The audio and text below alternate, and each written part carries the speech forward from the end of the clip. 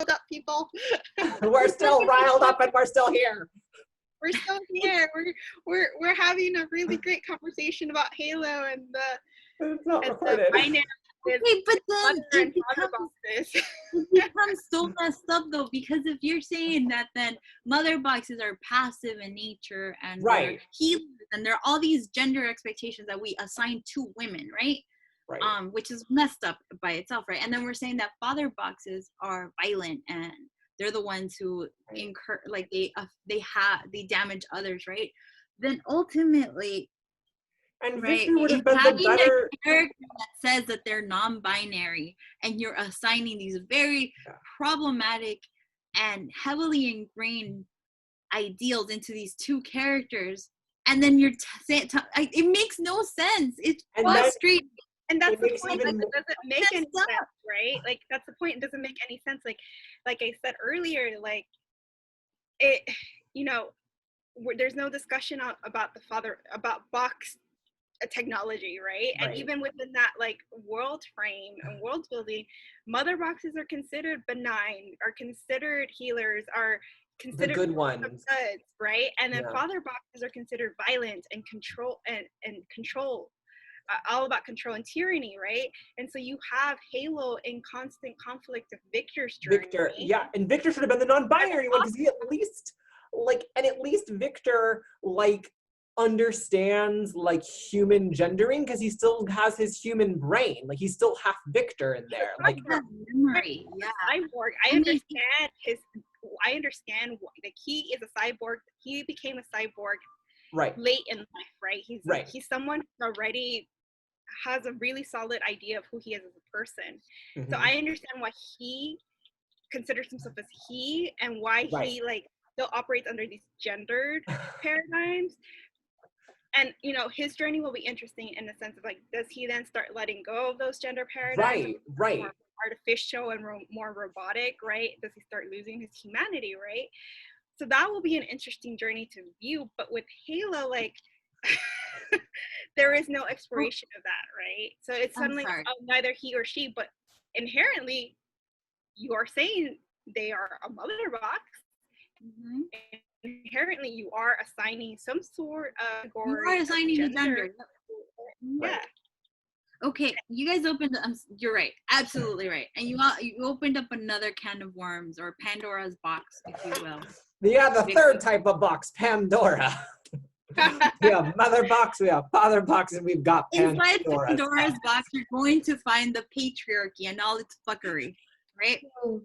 Okay, Victor as a character, right? And I think it goes back to your point, Jen, about having to create new characters, because the original conceptions of some of these characters are so fucked up, right? Victor as Cyborg, so I remember I grew up with Super Friends, like it's something I loved, but I remember watching it in the background, right? But Victor Cyborg is so messed up, right? Because here is a young, promising young boy of color, Black boy specifically. He's gonna get a scholarship, he's gonna go to college. Who is murdered, and then his entire body is destroyed and reconstructed for the purposes of serving other entities, right? Like, that's messed up. And that I don't know, it's taking the Frankenstein storyline, right, and adding these racial undertones that are so messed up. I think you have your next paper examining. We have your paper to get you into a PhD program. Yeah, in superhero narratives.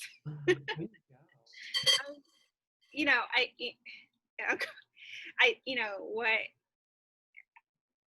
going back a little bit, right? I think that's why, like, I think Forager could have been a better representation. I think so too. Forager, right? He's just Forager. Right, like I said, when Magan imprints her language into his mind, like, and she explains, you know, he's still talking in third person, and she explains, like, well, his society doesn't have any pronouns, gendered pronouns, and they have a very high sense of self, and so you accept that. Like, even that's a great setup for a discussion about what non-binary, right? is. But like, you know, it's a compromise, right? Because like you said, Tori, it's alien. But it's a compromise than like what happened with Halo. Like Halo, I mean, it could have been better all around. Because even like when Forager is was like Frank something, or when I forget his name, when he's Fred Bug. And he even says, he's like, Fred Bug has a question. Like, he doesn't even he doesn't even use I or he, or he's just like, Fred Bug is Fred Bug. Like, right. Which is like, that's the conversation piece you need to have, right? And not enough articles are written about Fred Bug or, Forager occupying that role. Instead, we got think pieces and opinion pieces about Halo and how that was progressive and how that was a good representation. Halo was like they had the trigger pieces to get the clickbait. Muslim, woman, of color, non-binary. Like it's like America all over again, right? Yeah. America Chavez, right? You're checking off boxes and being Latina and lesbian despite not being either one. And being from a single gendered monogendered alien society where she's technically straight. I mean, it would be queer for her to date men, not women. And then she's like, not Latina, but her grandma speaks Spanish because I guess Spain colonized like the utopian parallel as well. Like I don't understand. And she comes from a luchadora. Oh my god, I'm broken. Right, comes from a luchadora and conformed with luchadora mythology and magical realism. Like, yeah, there are so many things that are so terrible about America. But they were like, you have 5 hours to spend on this? Oh god. We are in quarantine. I mean, why don't we have 5 hours? I think it really comes down to there's this impulse to include, right? But that impulse and those those good intentions, right? I'm like, I hate to use this cliche, but like the road to hell is paved with good intentions, right? Good intentions without proper research and without real respect for the communities that you're writing about really fall flat, and they become another way that we get frustrated. So you want to know why America didn't sell because it was one of those this is what white people think we are. This is what they think Latino communities look like, right? Like that, I still go back to that scene where she's like standing and like every single Latin American flag is behind her and she's talking about how wonderful and she was a tourist in all of that.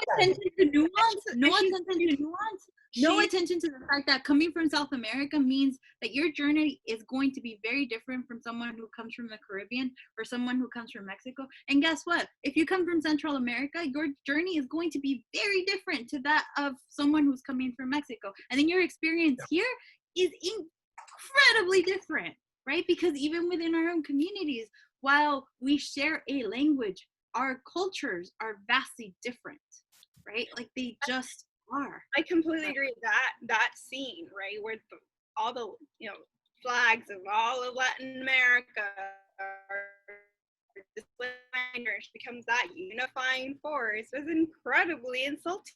It conflated the Latinx experience. Yeah, it conflated the Latinx experience. Thank you. It conflated the Latinx experience into one that is the same across. Right. That is like calling a Salvadorian Mexican. Here's the quote, right? She says, after my mom's died, I left the parallel. I found spaces on Earth where little brown girls blended into the scenery and became part of the family. Didn't even know what a Puerto Rican was. I just knew these folks looked like me. And when the streetlights came on and I had to find somewhere else to be, more families opened their homes to me. Then she says, still, I was a tourist. That's when we get the scene with all the flags. Still, I was a tourist everywhere, lifting language and culture from the love of the people who weren't my kin, but held me as their own. Okay. She straight up says, I'm not Latina and I stole their culture. Exactly. She says, I'm literally a tourist and I'm appropriating their culture. She literally tells you, I am appropriating their culture. No. Like, okay, wait, before you go on your rant, like, let me just insert this. Like, before you go, hold up. Like, how is that, like, how, okay, so Gabby Rivera, queer representation, also Latinx representation, like, how is that not colonial language? Like, how is that not a colonist language? Like, so that's literally what what the Spaniards did. They came to the Americas and told our ancestors, hey, what you're doing is wrong. We're going to impose this language on you and tell you that this is the only way that you can speak. Oh, by the way, whatever religion you practice, no, not anymore. You're all going to be Catholic. All right. We're imposing Christianity on all of you. And you're all the same in our eyes because you're not white. So we're going to start getting rid of you. That's what they did. I mean, to be fair, America isn't going around like getting rid of our people, right? She's just appropriating our culture. Right. And she's a colonist, right? She's just going into these cultures and nitpicking. She's that monolith. Literally says lifting language and culture. Lifting. That means stealing. How is that? Stop lifting. Like, how is that? Right, like how is that not different from when the British went to India and got all the spices and all the furniture and the diamonds and absolutely is not any different. This is why she's problematic AF, and this is why she frustrates me to my very fucking core.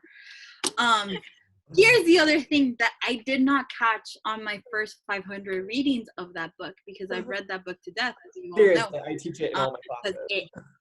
Frustrates me, right? I really, by the way, I am gonna say I'm really happy that I'm not the only one raging against this book, and I'm really happy that it's infectious and you guys have also started raging against it.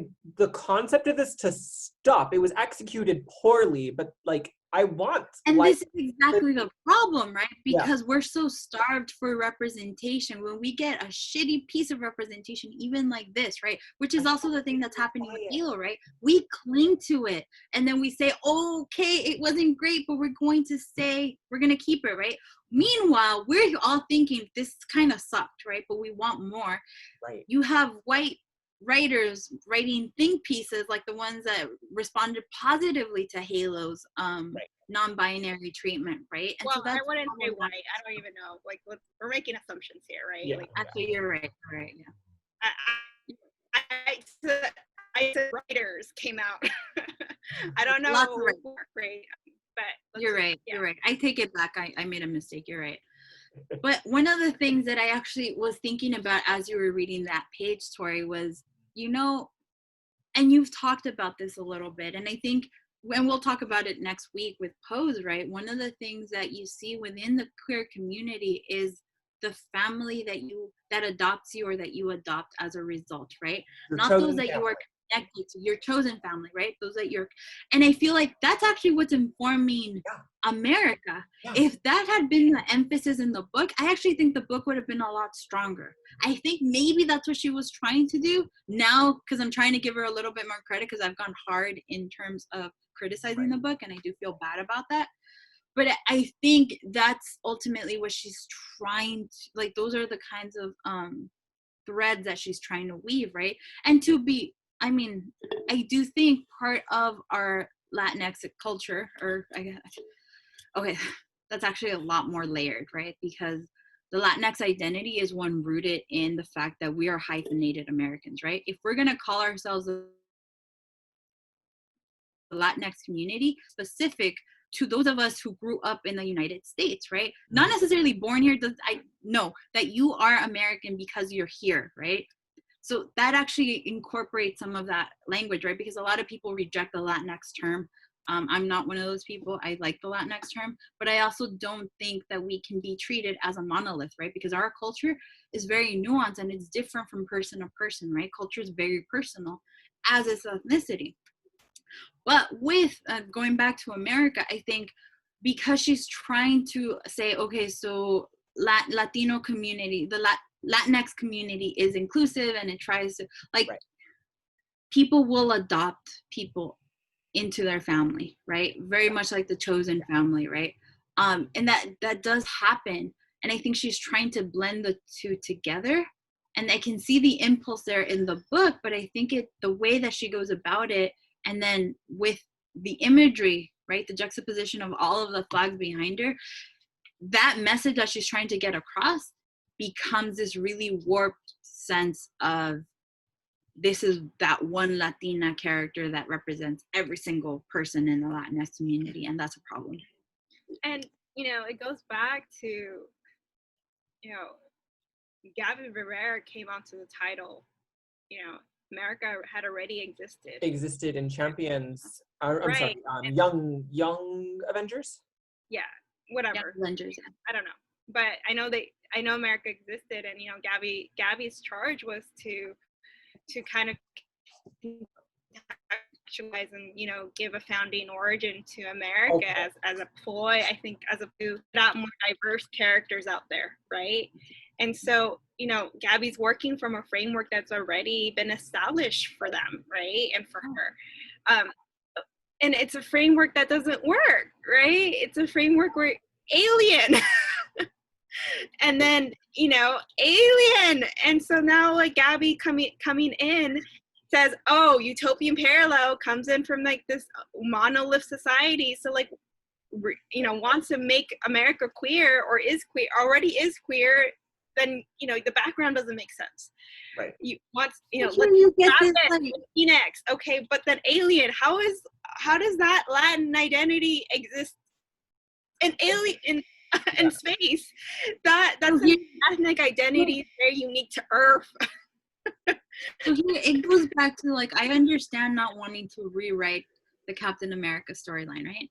But then by giving us her, the alien, as the only other representation, what you're saying is really the only people who are going to want to be the super soldier or will sacrifice themselves for the good of their country, which is, you know, problematic in its own way, especially because if you watch Winter Soldier or have read Civil War, the book, you understand all of the problems that happen when the structure that you're working for is not noble, right? But let's put that aside for a second. What you're ultimately saying is really it's only white men who want to be that ideal soldier who will serve their country, right? If you want a superhuman person to be the representation of this community, they have to be alien, right? They have to be from another world so that it is literally impossible. So you can't really project, if you're going to project yourself onto this character, you're only going to do it half-heartedly because ultimately they're not human, right? And you are. So remember that, right? Whereas with Steve Rogers, he's human. Everybody can be all American. Sorry, every white male can be Captain America, right? They just have to want to be good. They want to be right, and so that's why this is so problematic, right? If you start from a framework of this is an alien, this is an other human, not human entity, then that projection, that, you know, that idea of representation that we can see ourselves in these characters then is only half-hearted, and that's a problem and not okay. Yeah, and it's fine. It's fine to work from a framework of an existing title or character, right? Like, so I think like what's going to be really interesting is Mackey's interpretation of the Sam Wilson's interpretation of that Captain America role, right? Because it's a role, it's a mantle. It's not him trying to be Steve Rogers from World War II, right? I think that, you know, right. So like, it's not, you know, it's not trying to revamp or recharacterize or reframe or, you know, change a character history. It's adding to the mythology of the Captain America mantle, right? In the same way that Jane Foster as a woman adds to the mantle of the Thor mantle, right? What is it? Like, Thor is just a god of thunder mantle, right? And it becomes about, if you're worthy, you can take on that mantle, right? And it's not, oh, well, we have America Chavez and we are, you know, she's not going to don the Captain America mantle necessarily, but you know what? She is actually going to go back in history and steal Captain America's villain and punch him out for him, because, you know, her punching out a Nazi is more important than her addressing systemic racism right now in 2016 is when that was published, I think. Yeah. I mean, yeah. And, going back, I don't know if I'm, articulating myself very well, but like what I'm trying to say. Are. I took it to another place. Sorry. No, I mean, I don't even know if it's conveying itself very well to others or to you guys, but like what I'm saying is that like, these, like when we're talking about Sam Wilson or Jane Foster or, even Kamala taking on the Miss Marvel role, we're talking about individuals preserving their sense of self and their value systems and their individual histories, and then imbuing that into the mantle that they're given or the mantle that they are, that they earn, right? It's a more authentic journey that way, right? It's a more artificial journey to then try to revamp a character history to fit in the framework or your political agenda or your woke agenda or your diverse agenda, right? It's very different to take a character history and to try to fit that into this framework that you're trying to make it fit into, right? Because you don't have a very authentic character or center or focus to kind of carry through that now reconceptualization of that character, of that history. I don't know if that makes sense. I don't know. It's hot. It's hot and I want to. Sorry. There was a really loud firework and it sounded like it was right outside my window, so I got scared. I'm sorry. I think it goes back to that term, and I keep saying that, I do apologize for that, but I do think what you said earlier today was noteworthy for that reason, right? The need for new characters, right? Because sometimes the conception of the character is problematic, right? If one thing, like I think about Green Lantern, right? Like I know the three of us did not grow up with Hal Jordan at all, right? Not have Hal Jordan. John Stewart was. Something he is. Yeah, to me, I'm like, who the hell is Hal Jordan? I don't care, right? John Stewart's my dude. Right? But what I'm saying is like that the good thing about that is it's a mantle, right? And you're right. These different characters bring in their life experiences and add to the mantle and thereby expand what the meaning of that mantle is, right? So Captain America can be Steve Rogers, but then look a little different with Sam Wilson, thank you. I'm like, it's Anthony Mackie. Anthony Mackie and Sam Wilson are the same person to me because they're like Anthony Mackie. I mean, Sam Wilson doesn't exist without Anthony Mackie, who I love. I'm sorry? I said, are you implying he's not actually Falcon and or Captain America? Because I thought he was. No. I'm teasing. No, he totally is. Are you it's kidding the same me? Person, right? Like, are you telling me he does not save us on a daily basis? I mean, he is the hero that we need and the hero that we've wanted for so long. I'm so excited, you guys, for I actually Falcon think that's going to be like. I can't even wait. But sorry, I think that's going to be like super interesting, considering like going back to nerdom, right? Like considering the movements that are happening with BLM to have Mackie step into the role of Captain America. Like I know that was just happenstance, but I think it's something that the amount of happenstance we've been having with like pre-recorded like Black stories that are now all of a sudden hyper applicable and lining up with the state of the world right now is like been blowing my mind. Like Pose has had that with Candy's character, and literally all the rest of them. And then on RuPaul's Drag Race All Stars, which is a reality show, we just had a queen talk about how they were abused when they were arrested for a DUI by police officers because they were arrested in drag, and the police officers made them strip naked while being in drag and then took photos of them, and things like that. And it's like, this is all coming, mind you, this is all pre-recorded from like last recording cycle, like, and it's just like blowing my mind. None of it is new. That's the thing, right? Like these kinds of abuses of power, none of them are new. Right. The difference is that the call for diversity and for inclusion and for representation has gotten louder over the years, thanks to a number of things, right? You have activists on the front lines. You also have power of social media, with all its negative things that come out of it, a lot of good also happens, right? You're able to mobilize social movements in ways that we might not have been able to earlier. The other thing is, we're just sick of it. We're fucking sick of it. I know that as millennials, we were told, oh, you know what? Change is slow, but it happens, right? Mm-hmm. Okay, yeah, sure. Some changes happened and it's been glacial. But you know what? Fuck, we've been told to wait for so long. We have had patience and we're exhausted and in debt, and the system is not working for us. And you know what? Our younger siblings in Gen Z are seeing us and they're like, no. They told them to wait, we're not waiting. So you know what? Thank God for the youth of the world who don't listen to older people telling them, oh, you can't do this, you can't do that. Because I think millennials, we are progressive in a lot of ways, but we also believe the lies that we were told, right?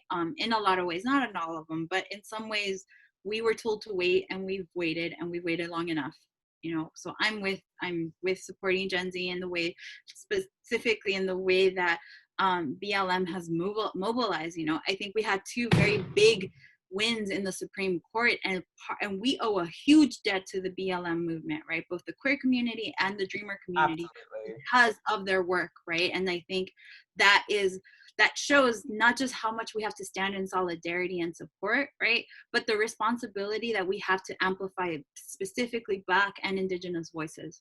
But I think there's a lot of work to be done for that. And I understand what you're saying, like there's happenstance, but I think that this representation has been a slow moving train, right? And right now, the push for more inclusivity is stronger, which is good, but I still want more, right? Because if you can show me a rom-com that's basically the same storyline 50,000 times with the same 25 actresses, you know what? You can stand to give me the same storyline with a Black lead, or with an Indigenous lead, or with an Asian lead, or with a Latina lead, right? Absolutely. Or with a gay lead, right? Like, I want more. I'm happy that there's a huge push for representation. It's not enough. I want more. Like Stargirl. No, I'm not wanting it. I'm sorry. I'm just not. Yeah, like Stargirl is pushing really hard to be inclusion, but it's still centered around the straight, white, blonde, blue-eyed main character.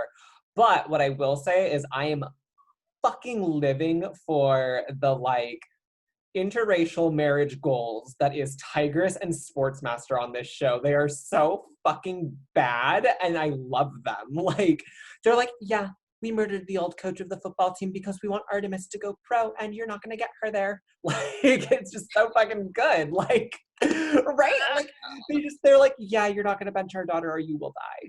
Like, and then they were like, oh, honey, mommy and daddy are going on a date night. Like, we won't be back till 12. And Artemis is like, you guys never go on a date night. And she's like, we're trying something new, okay? And then they're just like beating up Stargirl's team. Like, and that's something, like, I do want to watch Stargirl, but I want to watch Doom Patrol.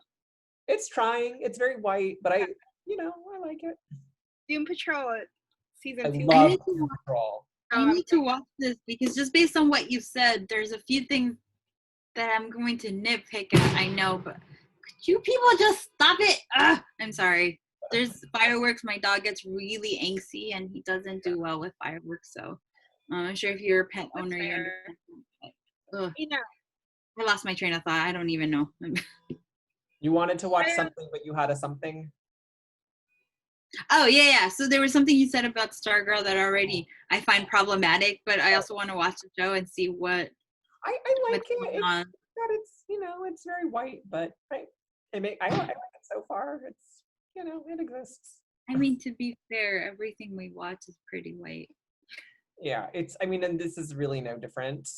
I'm a little disappointed they didn't at least keep the Bombshells rendition of her where she's at least Russian, which is like kind of less white. But more? I would say more. More. Yeah, it's just Euro. Like, she's your good old American California blonde, blue-eyed white girl, but her team is pretty diverse-ish. Like CW diverse. Like, so Wildcat is Latina, and then Dr. something is Wildcat. Black. Dr. Midnight? Yes, that sounds right. Goggles, and they like tell you things. I don't know enough about the character, the source character. But it's pretty cool. Then there's like white boys that are like, ugh. But Artemis is in it, and they have an Asian actor playing Artemis. The Artemis isn't on the team yet, but and then of course Tigress, Artemis's mom, is Asian, and then her dad is white. Yeah, that was something that I always kind of struggled with Artemis. Mm-hmm. With Cheshire, it was overt that she was Asian. Right. And Artemis played a little bit more of that ambiguous role. Right. Not to say that all Asians should be characterized in a certain look pattern, but that was something that I think they leaned too much into the ambiguity of Artemis's, race. Yeah. That I think was more problematic. As you and I, right, have the whole kind of halvesy struggle, and I wish that she and Cheshire looked more mixed instead of one looks like one parent and one looks like the other parent. Yeah, and I mean that does happen. I mean, right, that does happen, but there isn't enough discussion. Like, I feel like there isn't enough discussion on their mixed heritage. It is, like you said, one over the other. I think Cheshire does align more with her Asian heritage, and Artemis more with her white heritage. Right. They're siblings. It's like those compromises in the room, right? I'm sorry? No, I'm asking. I guess I just didn't. I mean, I watched the series and I feel really stupid right now, but I didn't realize that they were full siblings. Yeah, they have the same parents and everything. Yeah, they're full on sports masters, both their daddies. Huntresses, both their mommies. And that happens a lot with mixed characters in media. They do that like to show the extremes instead of like, and that's one of the things that like Gargoyles did really well. Like Elisa talks about being mixed. Like she goes to the reservation. Like, she talks about, being Black and being Native American. And then they got someone to voice her that is both Black and Native American. Like they found like someone to do that. And it was just so, and that's why Gargoyles is fucking perfect. I'm sorry. Yes, Gargoyles is fan-fucking-tastic. I'm just having a lot of thoughts now that I just didn't put two and two together. I feel really stupid, but you're right. I think. Yeah. I mean, but it goes to show how much Artemis, or even like for Artemis, as white, or rather that white becomes the default, right? Even if that were the case, like even if she were the more white passing sibling, which she is, I would have liked to see her have in-story conflict with being called out on appropriation and things like that, similar to the way a lot of. But it also speaks to like the one. So out of the two siblings, the one that's white passing is the good one. Right. Right, and right. that's so fucked up. I would have liked to see. That's why I brought up my point. Like I was trying to bring up that point. It's that writer room compromise to racial ambiguity, right? Is like, oh, we are diverse, but we're gonna make her ambiguous, and it's those types of types even of in their fighting styles. Really, like it's that type of decision making that really harms representation. Right. Yeah. It's Kenya Barris's show Mixed is deals with mixed heritage, and so part of Beau's journey, Rainbow's journey, she's called Beau, is like she's being asked to identify as Black or white. Mm-hmm. On every, like this is 80s, like on every kind of form, Black or white, nerd or not, right? And so like her siblings are able to make those choices easily, but she's like, I'm both. I have parents that are both. I am both, and it's a struggle for her to articulate her identity in that regard, and it's something that it's something that is then brought up on Blackish in the early season when she's having a discussion with her dad about her identity and trying to figure out if she's more biased to one or the other or she whatever. And her white dad is like, you're Black, Bo. Is like, how did you know that I identify as that? And she's like, because I knew that you were Black the moment that you were born, because that's how the world sees you. And so, you know, while she feels like both, she also leans a little bit more towards her Black side because she, you know, she looks Black, right? And that's how the world treats her. And so, you know, and not claiming Artemis's too and leading into the ambiguity, you're not having an authentic conversation about how the world views mixed heritage. Right, absolutely. And I wanted so badly, like, because I think about, like, this happens a lot to Halsey, the singer. I was really hoping Artemis would take on more Asianness in her roles, like similar to Cheshire. Like, I mean, even her fighting style is very Asian. Or inspired by Asian martial arts, I should say, rather. Like, she's got sai, she's got, like, you know, more kind of ninja-esque vibe and costuming, but Artemis doesn't have any of that, and I was really hoping that, like, we would see something and she'd get called out, like, because I remember when Halsey wore her natural hair to like MTV Music Awards or something, people were like, you're appropriating Black hair, and she's like, this is how it grows. Like, she's like, my dad's Black, like, yes, I have fair skin, but, like, this is how it grows, like, what do you want me to do? And so Rashida Jones goes through that kind of same, you know, dialogue and conversation where people forget she's Black because she's passing. And so she's, you know, Hollywood has, because she's an actress and, you know, like, people call her out for choices, right?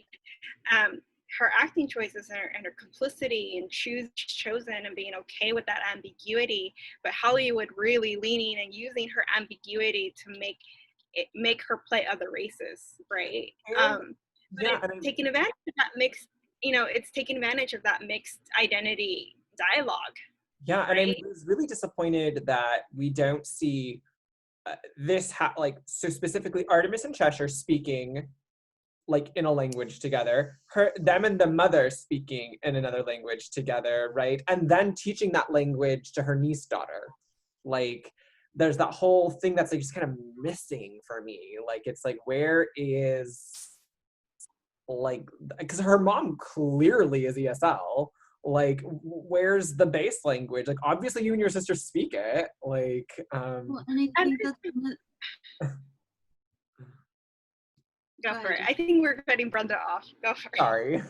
Well, I was gonna say, like, there's even a huge conversation point in the fact that, like, apparently Artemis got a master's degree in literature. So, like, you can have a whole, like, conversation about, like, what does English language identity mean for Artemis? Right. Well, it also goes back to, I mean, and within communities of color, right, when we pursue an education in the humanities rather than something in the math or science, right, things that are going to make money, right? So that's an entire other conversation that I think is missing from Artemis. But I mean, it goes back to why representation matters, right? Because here's the thing, I think what you said earlier really resonated with me, Jen, when Bo's dad tells her that's how the world sees you, right? When the world sees you and assigns an identity to you, that is how the world reacts to you. It doesn't, I mean, it matters how you react to the world, obviously, but that defines so much of how you respond, especially when you're so young, right? So when your racial identity is, like, a part of how you present to the world and how the world interacts with you, that has a profound effect on your upbringing and how you interact with others within your own community, but others who are not part of your community, right? That's why it's so important, why it has to be part of the conversation, why the fact that Artemis doesn't have that is problematic, right? And I love Artemis, she's a great character, and yet there's so much missing from her character, right? Particularly her culture, because that culture informs every decision that she makes, whether the writers explicitly say it or not, right? Because how we formulate relationships is so much informed by how we watched it when we were growing up, right? And so when you have this, I mean, it's when you have characters of mixed heritage, those conversations are things that happen over the dinner table, right? Which is one of the reasons why I absolutely love Pose, right? Because when they're having those conversations about race, about sexual orientation, about how the world perceives them and treats them, those are conversations every single kid of color has had with their family, right? I mean, I remember when I was learning to drive, like you remember how, like my parents telling me, you remember how we were telling you, you need to be humble, you can't have pride, you have to be careful. If a police officer ever stops you, you have to refer to that, right? Because it's a safety thing, right? Like those kinds of conversations, those are just things that we live and breathe on a daily basis. And so that's one of the things I really like about Pose, is that you actually see those conversations and how that informs how we react to the world outside of our homes, right? And so it's just, it's one of those things where with Artemis, when you have those parts missing, it feels like she's not whole, and yet she's presented as she is, right? Like it's frustrating, especially when you have the default on the other end with her sister, who cannot pass, right? Her sister is obviously she's othered in the series, right? And she's vilified for it. Oh God damn it! And that was something that I was just thinking of as you were talking about. Like, you know, there is a look and aesthetic that is assigned to both of them, right? Like, Cheshire. Artemis is actually blonde. Yeah, well, and Cheshire is othered in her look. She has wild hair. She has bushy hair, wild hair, black hair, very othered. And then Artemis, always clean look. It's always a clean look. Like, well, and even think about their costume choices too, right? Whereas, and even their fighting styles, right? Whereas where you present Artemis as having this clean fighting style, very, very Eurocentric, right? You have Cheshire being a little bit more wild, right? And that's messed up, yo. I'm sorry. I know I keep using that word, but I don't have words anymore. Really problematic now. Dang, you guys, I don't know if I can like Artemis anymore. Damn. I'm like, well, shit. It's not her fault for sticking to one of her identities. It's the writer's fault for not making it better. I agree. I actually agree. Like, there is, you know, if she leans harder on one side, that is her personal choice. That is her identity. But the writers have not done the work to demonstrate that. Right? Like the writers more connected to her dad's heritage. Like, there's nothing wrong with that. Like, as a mixed person, that's your choice to make if you feel you're 50-50 or if you're, 90-10 or whatever you feel you're more connected to. I change every other day. Like, some days I feel more one thing, some days I feel more the other, and it just depends on my mood that day. And like mixed heritage is a very fluid identity. Like, yes, I completely understand where you're coming from when you're saying one day it's this and one day it's that. For especially as the different holidays hit, like for the different like cultures, like. And for me, it's like sometimes, I don't know if it's this or that. Sometimes I feel like it's 60-40, right? And my look in a way, right? In the sense that, like, I don't feel Latina, even though I grew up with my mom primarily, and I speak Spanish. It's sometimes I don't connect as well with that side as much as I feel like I'm more Asian. And then of course I don't feel Asian at all sometimes because I don't speak Chinese. Right. So I don't have that cultural tie there in my language. And yet I feel sometimes I'm not neither one and I'm just American. And I feel like, this is an observation on my end, but I feel like the Asian community really looks down upon you if you're mixed, if you're half Asian. Like, because I've seen that with you. I've seen other Asians treat you differently because you're mixed and not full Asian. Because, if you're not coming from the mainland or coming from your country, I remember nations, you're not Asian if you. Yeah, I remember, I won't use names, but I remember when we were in grad school and an instructor found out that it's your father who was Chinese and not your mother, despite your last name being Latina, Salvi, all of a sudden you were treated differently. It was like, oh wait, like your dad's the Asian one? Wait, that makes you better. Like all of a sudden it was like a personality shift towards you and the way you were treated and seen in their eyes. Well, and you know, and that goes to like also just the tiers within that society, right? Yes. I come across as Filipino to a lot of people. And when I say no, I'm not, and then and I tell them I'm half Chinese. Right. It shifts, right? It shifts a little bit. It's assumed that the Chinese is on your mother's side because of your last name, and then it's like they see you as lower, like because it's for some reason if you're Chinese on your mother's side versus your father's side, you're less Chinese, I guess. And, that's what I observed happening to you. Right, and Asian culture is like patriarchy, right? But that going to that discussion too, like that's why, like, that mixed identity is it's fluid in nature, right? And part of that for us is being able to pass among the communities that we're part of, and there could have been a discussion about how Artemis is more white passing, right? And absolutely. while like Brenda, you're not mixed. You do benefit from white passing, right? And that has an impact on you as an individual and your identity, because people make assumptions about you, right. especially because you don't have a traditionally Latinx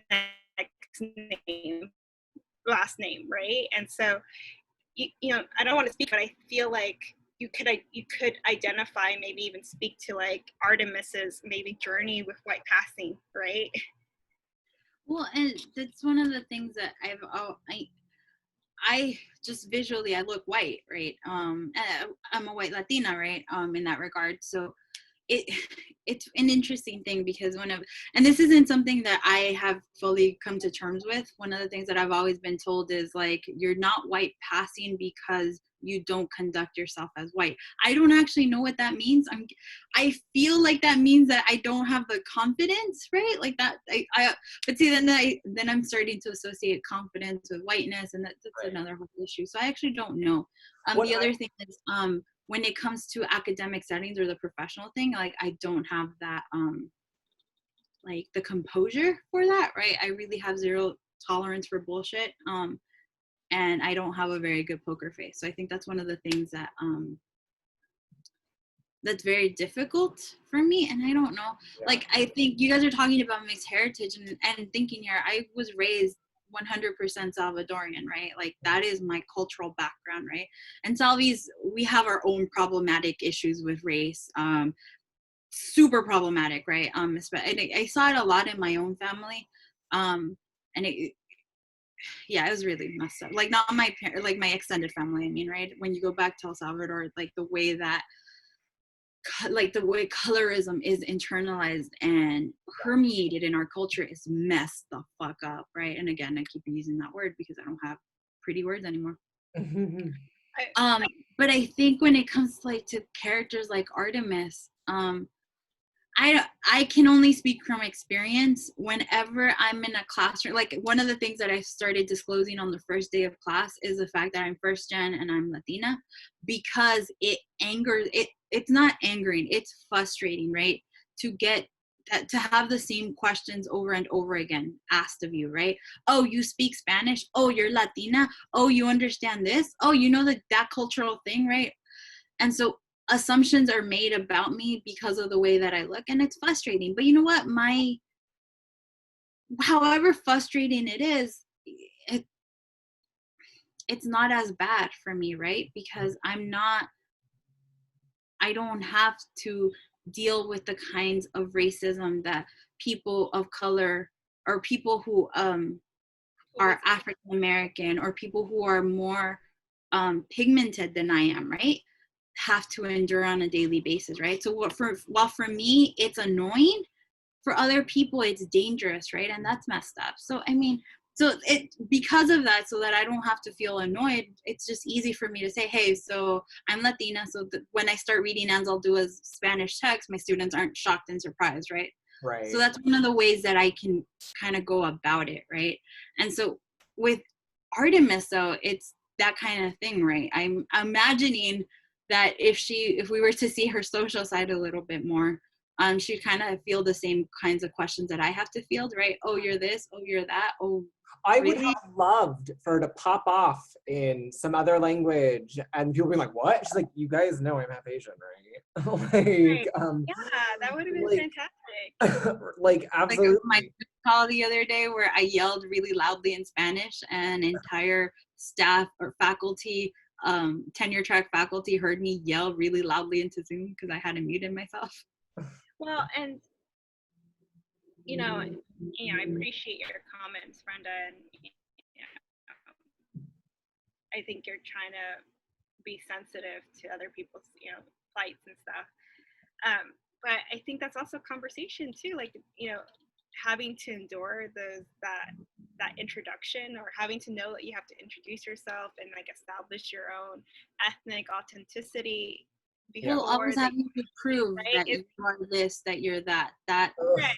Yeah, struggle of mixed identity. You are like honorarily mixed. Like that is the next fucking struggle. See, the closest thing I have, but that's also unfair to say that, because I'm not, right? Yeah. Like that's your guys' experience, and so I don't want to speak over you or for you. What are you? That like the like. Yeah. To be fair, I do get that question. What are you? I do get that. Right, but so, like, you're not mixed, but you aren't, you don't have Tory and I's background. You just don't. But by virtue of the fact that you look the way that you do, you have similar experiences to us, right? Right. Like, I know that's something that you are yet at the point where you are, evaluating about yourself, or ready to kind of combat or talk, reflect upon yet, because I think it's a difficult subject. But I'm sure that, like, having to endure your white passing, whatever that is, right, is traumatic upon your Latina identity. Like that, I feel like that, like, because you are Latina, like you're one of the more Latina friends that I have. You speak Spanish than I do, more Spanish than I do. You definitely are more enculturated in the Salvadorian heritage than I am.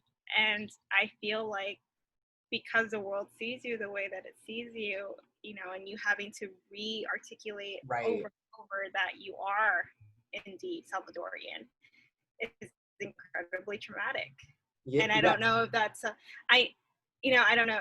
I don't know if you're there yet, right? Because every journey is different, but I do feel like it's traumatic. Yeah, well, and it goes back to I don't feel right using the word traumatic, right? Because it's not a physical violence, right? I think a lot of what I've had to deal with is very much informed actually by my culture, right? Because I was raised very Catholic.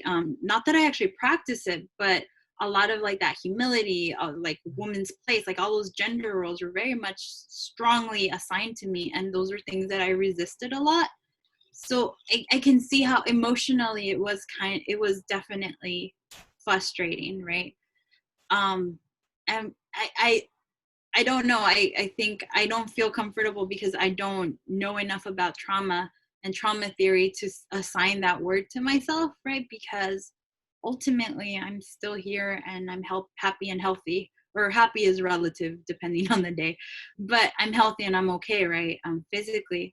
But I think definitely what's so frustrating is having to constantly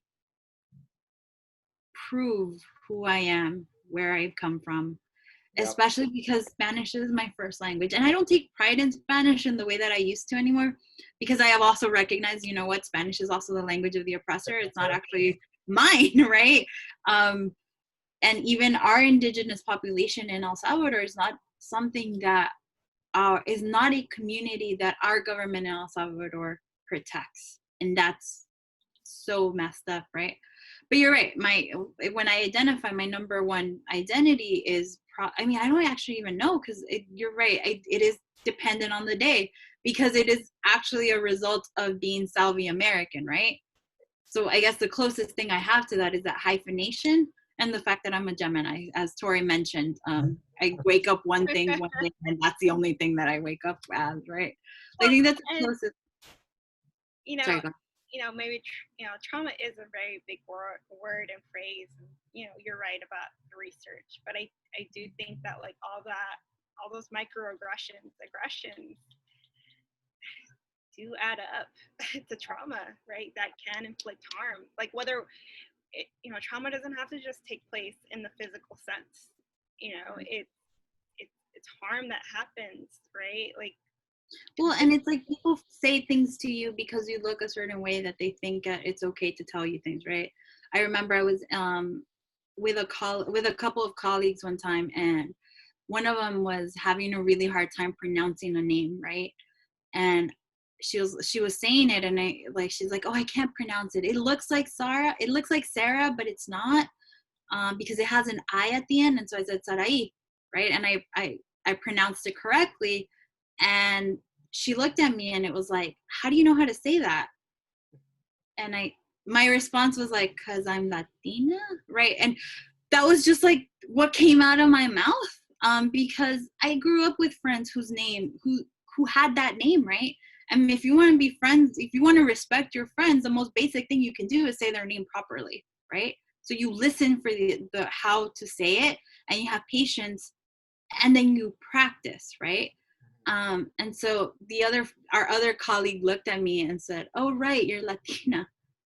It was just like, okay, I can't get away from these people fast enough. And these are people who I knew for years, right? And they forgot my identity, made me think, well, am I not presenting my cultural identity as much? Is that a failure on my part, right? And then I started thinking about all the ways that I'm failing my own community, and then I realized, no, these people are just not listening to me, because as you guys know, I will drop Spanish left and right, right?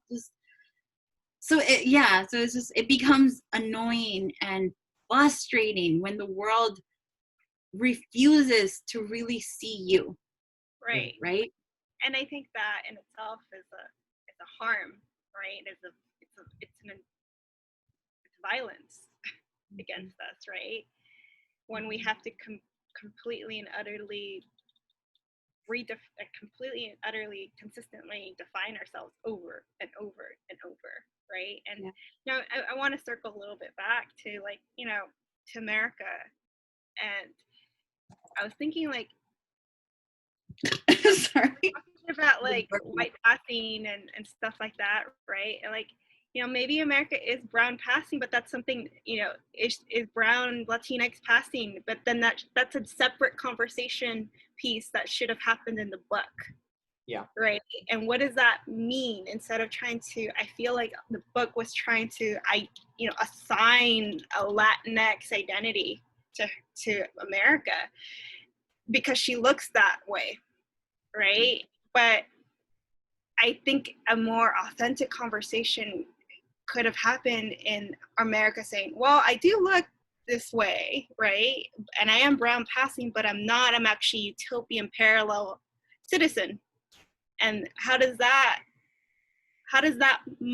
identity then conflict with the identity that's being assigned to me?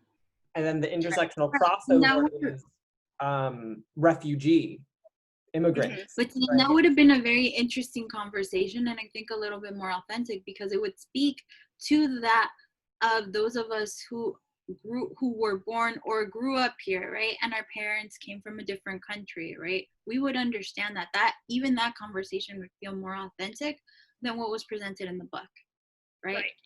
Because the reality is, and I don't want, this applies to people who were raised here, people who come here, right? It doesn't make us any less American, right? But it just adds to our Americanness, and it means that it's a little bit different, right? Because all three of us are hyphenated in some way, right? And we have cultural backgrounds that inform how we interact with our current world, our current environment, right?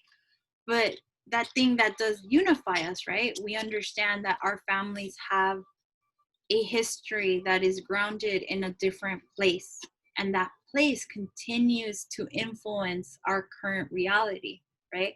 Like, you know, and just on an aesthetic side, I have like Salvadorian things all over the place, right? Like I know Jen's house is a beautiful composite of like Asian stuff and Salvi stuff, right? And then a lot of Mexican stuff too, right? Because we grew up in Southern California. Like that's also part of our legacy, right? We're in proximity to all of that, right? And the same thing for my place, right? And those are things that just, they add to our cultural and lived experience. And I think it is aggravating and frustrating when others make assumptions about us and assign things that aren't us, are authentically us, right? Like they don't get to decide who I am, and yet they feel entitled to say certain things, right, that are not okay, or to make assumptions about who I am, what I do, and what I stand for. Sorry, yeah. No, that you said it well. I feel like that's a good note.